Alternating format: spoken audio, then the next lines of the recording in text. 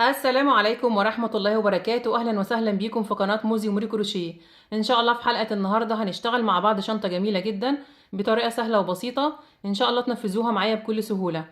أتمنى ربنا يوفقني والفيديو النهاردة يعجبكم وتستفادوا منه. لو عجبكم الفيديو اعملوا له لايك وشير، واكتبوا لي في التعليقات رأيكم إيه في الشنطة وبتشاهدوني من أي بلد. ولو لسه أول مرة بتشوفوني وحابين تتابعوني يسعدني اشتراككم في القناة، فاشتركوا وفعلوا الجرس على الكل عشان يوصلكوا إشعار بأي فيديو جديد أنا بعمله. ويلا بينا على طول نروح على الشرح ونشوف هنشتغل ازاي.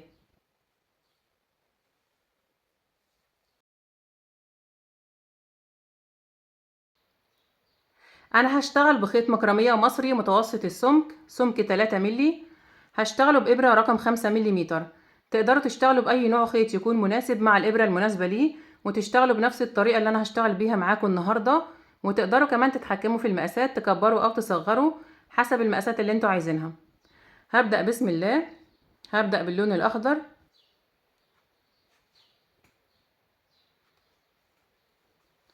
بعمل عقدة البداية وهشتغل 26 سلسلة وهنشوف مقاسهم كام سنتي.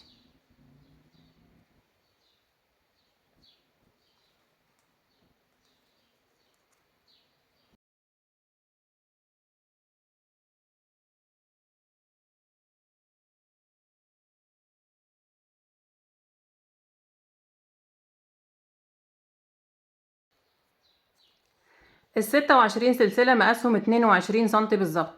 طبعا تقدروا تكبروا المقاسات او تصغروها زي ما انتوا عايزين. بعد كده برتفع سلسلة وبحسبها ارتفاع لغرز الحشو اللي انا هشتغلها، وبسيبها وبرجع على السلاسل اللي قبلها وبشتغل غرز حشو. معايا لفة على الإبرة، بفوت آخر سلسلة اللي هي الارتفاع وبدخل في اللي قبلها في منتصف حرف الفي تحت الحلقة الخلفية، وبسحب الخيط. أصبح معايا حلقتين على الإبرة، بسحب الخيط وبطلع من الحلقتين. دي طريقة غرزة الحشو. بحط علامة في أول غرزة عشان أعرف بداية السطر ونهايته، لأن هشتغل بشكل حلزوني داير ما يدور من غير ما أقفل بمنزلقة. بعد كده بكمل على كل السلاسل وبشتغل في كل سلسلة غرزة حشو واحدة لحد ما أوصل لآخر سلسلة عند خيط البداية. بنفس الطريقة بدخل في منتصف حرف الفي تحت الحلقة الخلفية وبسحب الخيط. أصبح معايا حلقتين على الإبرة، بسحب الخيط من الحلقتين.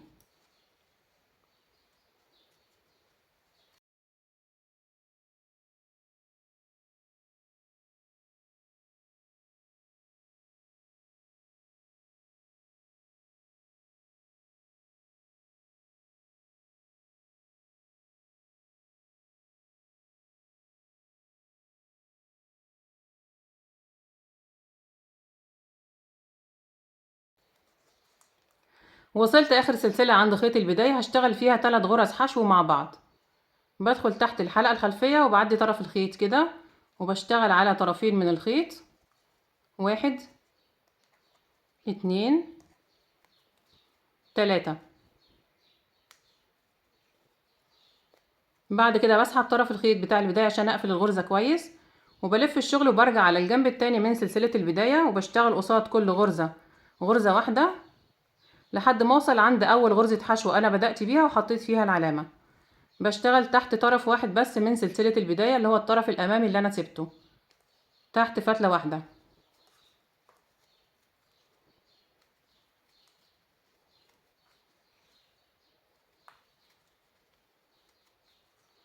هيبقى الشكل كده. هكمل بنفس الطريقة.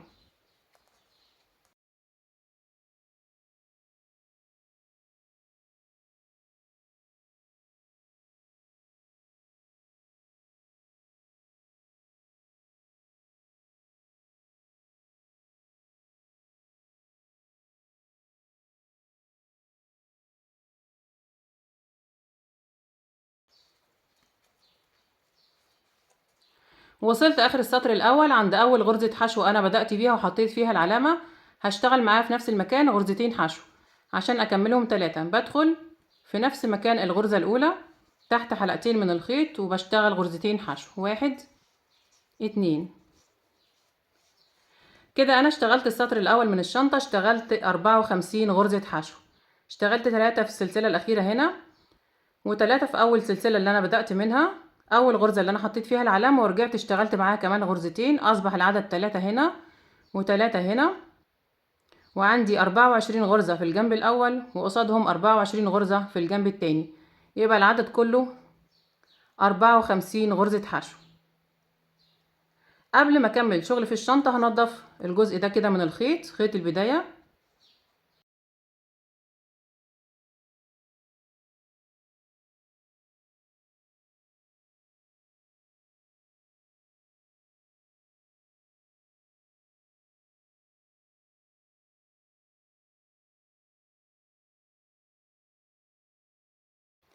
بعد كده هبدأ السطر التاني، بشيل العلامة من الغرزة الأولى وبشتغل مباشرة من غير ما أقفل بمنزلقة.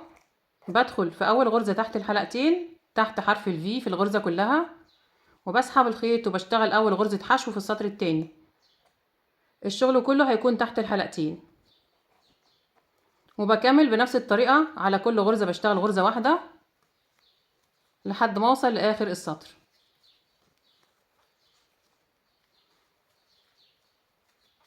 مش هعمل أي تناقص ولا تزايد.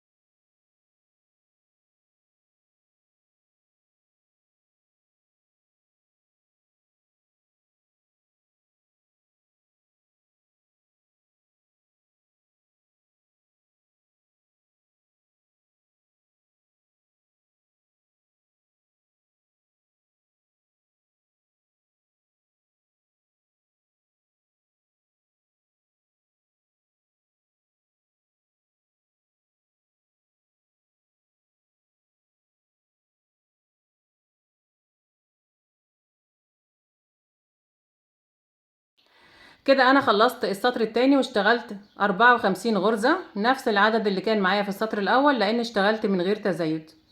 بقى الشكل زي ما انتم شايفين. بقلب الشغل بتاعي كده وبظبط القاعدة بتاعة الشنطة،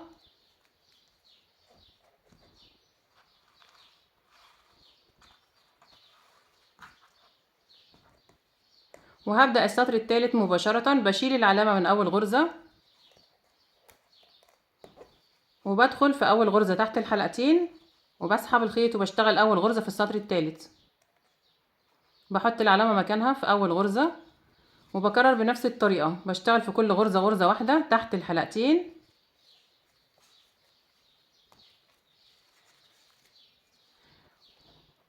وبلف على الغرز كلها لحد ما اوصل لاخر السطر التالت.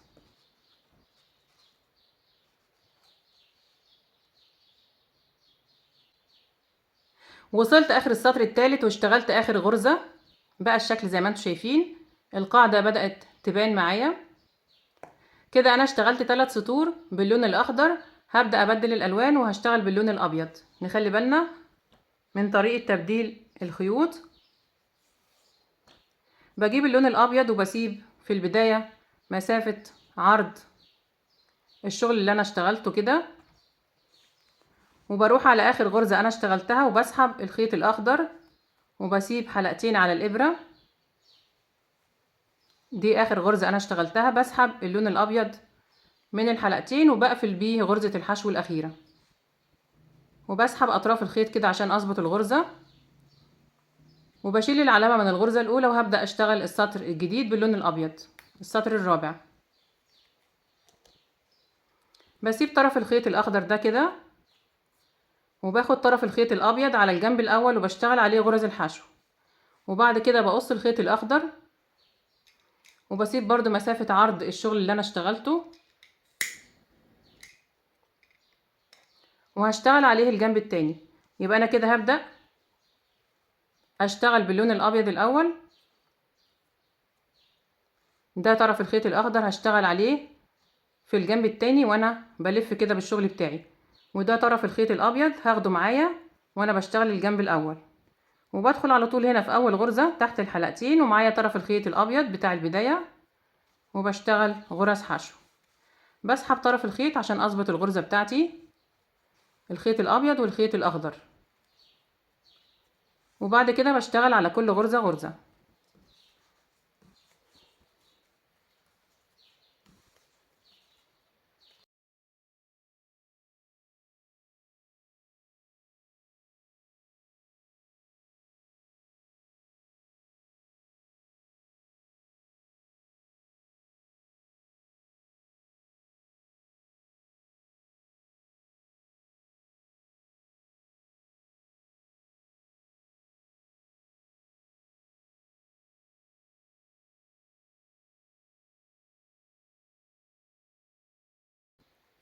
وصلت هنا عند نهاية الخيط الابيض ونهاية الجنب الاول. بلف الشغل وبسحب طرف الخيط الاخضر كده وبشتغل عليه الجنب التاني بنفس الطريقة. طبعا لو مش حابين تسيبوا اطراف الخيط دي وتقصوا الخيط خالص مفيش مشكلة، زي ما انتوا عايزين.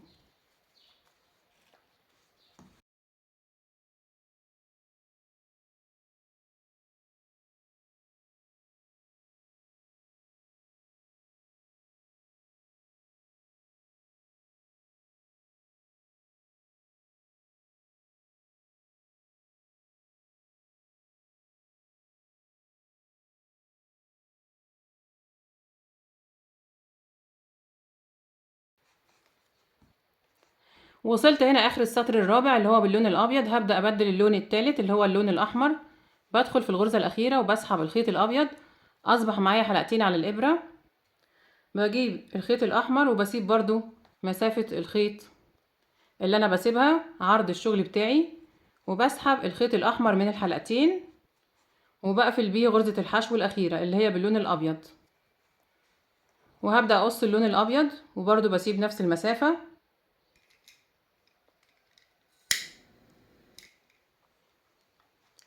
وهشتغل عليها بنفس الطريقة. بسيب اللون الابيض بعد ما بسحب الغرزة كده وبظبطها، هشتغل عليه الجنب التاني، وطرف الخيط الاحمر هشتغل عليه الجنب الاول، وبشتغل بنفس الطريقة في كل غرزة، غرزة واحدة تحت الحلقتين.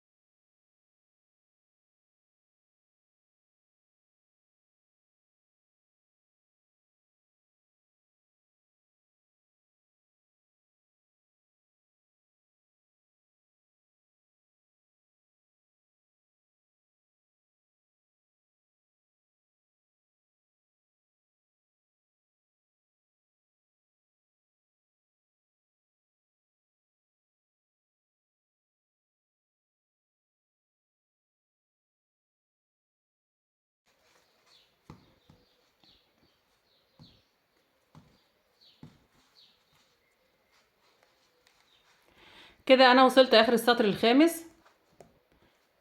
بقى الشكل زي ما انتم شايفين، ونضفت طبعا كل الخيوط الزيادة بالطريقة اللي احنا شفناها مع بعض، وثبت الشغل بتاعي كويس جدا. هبدأ ارتفع بقى باللون الاحمر على ال 54 غرزة اللي معايا لحد ما اوصل للمقاس المناسب اللي انا عايزاه. ببدأ على طول السطر السادس، اول غرزة هنا بشتغل اول غرزة وبحط فيها العلامة عشان اعرف بداية السطر ونهايته. وطبعا فواصل الخيط دي بتبين لي بداية السطر ونهايته لو مش محتاجين نحط علامة، وبنقل العلامة معايا في كل سطر لحد ما اخلص شغل. هكمل بقى بنفس الطريقة، بشتغل في كل غرزة غرزة واحدة لحد ما اوصل لاخر السطر، بشيل العلامة وببدأ السطر اللي بعده مباشرة من غير ما اقفل بمنزلقة، وبرتفع بالشغل بتاعي على ال 54 غرزة من غير اي تناقص او تزايد لحد ما اوصل للمقاس المناسب، وارجع اقول لكم انا اشتغلت كام سطر ونشوف المقاسات مع بعض. انا كده اشتغلت 12 سطر باللون الاحمر على ال 54 غرزة لحد ما وصلت لمقاس 15 سنتي في ارتفاع الشنطة. 12 سطر باللون الاحمر، واشتغلنا في البداية 4 سطور، 3 باللون الاخضر وسطر باللون الابيض، يبقى عدد السطور كلها 16 سطر. بقى الشكل زي ما انتم شايفين شكلها جميل جدا. هنشوف المقاسات مع بعض.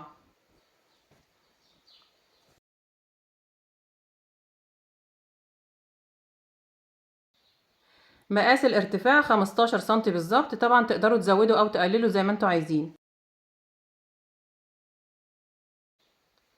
24 سنتي.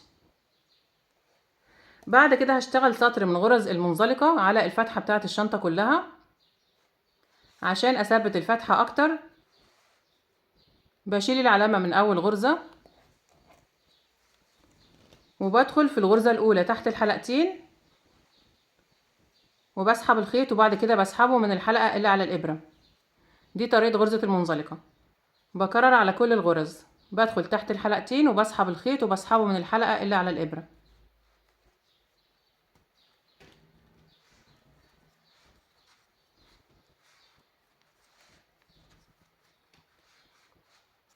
هيبقى الشكل كده، شكلها جميل جدا وبتدي سمك للسطر الاخير، بتخليه عريض شوية.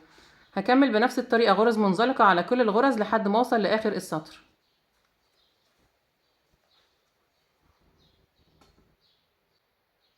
وصلت اخر سطر المنزلقة واشتغلت اخر غرزة، هقص الخيط وهقفل الشغل بتاعي.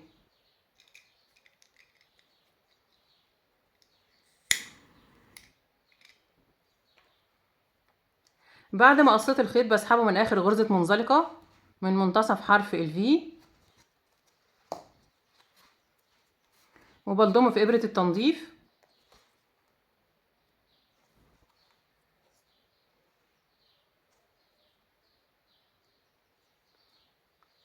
وبفوت اول منزلقة انا اشتغلتها وبدخل تحت المنزلقة التانية تحت الحلقتين تحت حرف الفي وبسحب ناحية الداخل وبرجع تاني لاخر منزلقة اللي انا سحبت الخيط منها بعد ما قصيته، وبدخل من منتصف حرف الفي ومن تحت غرزة الحشو اللي هي خلف المنزلقة وبسحب الخيط.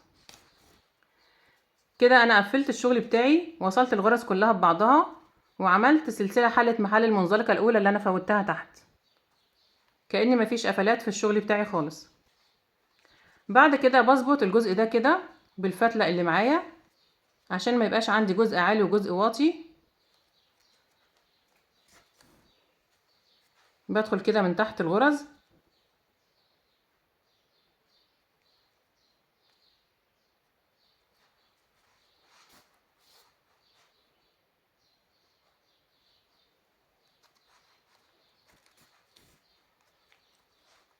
خلاص كده ظبطت الجزء ده. بعد كده بنضف الخيط الزيادة داخل الشنطة تحت غرز الحشو.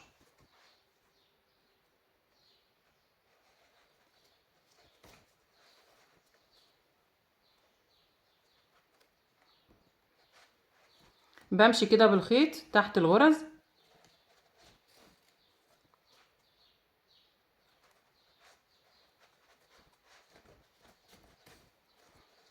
هنضف الجزء ده بنفس الطريقة وارجع لكم تاني.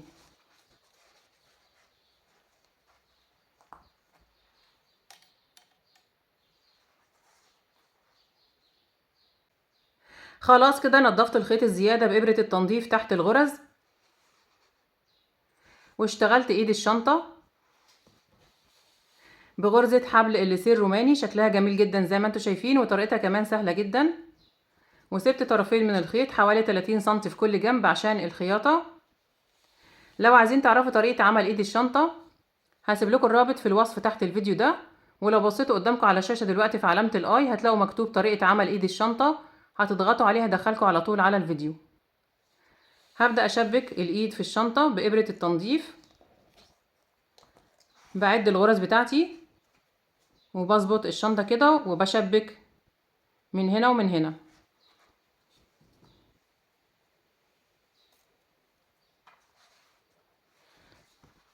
بشبك في غرز الحشو بتاعة السطر الأخير، بسيب المنزلقة اللي أنا اشتغلتها دي ماليش دعوة بيها خالص وبحافظ على شكلها، وبدخل تحت غرزة الحشو بتاعة السطر الأخير تحت حرف الفي وبخيط ايد الشنطة. هخيط في غرزتين من هنا وغرزتين في الجنب التاني.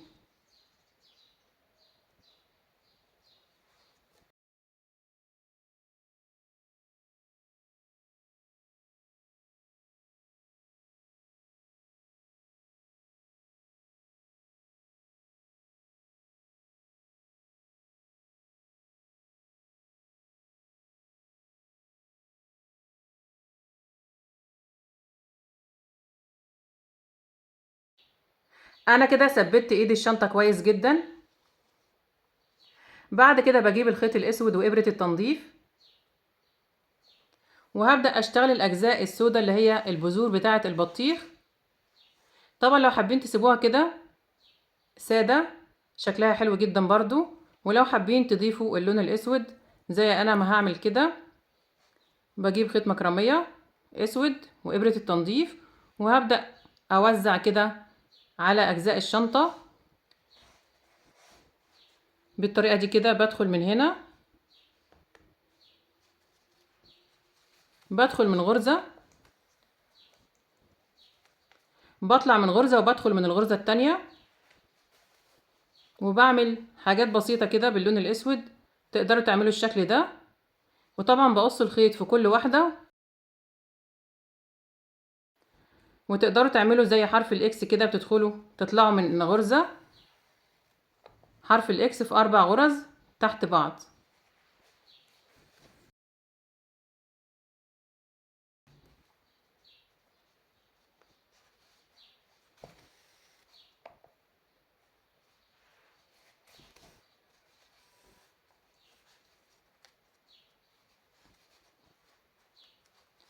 عندي هنا شكل حرف الاكس في 4 غرز بعملهم، وعندي الشكل ده كده في غرزتين بس.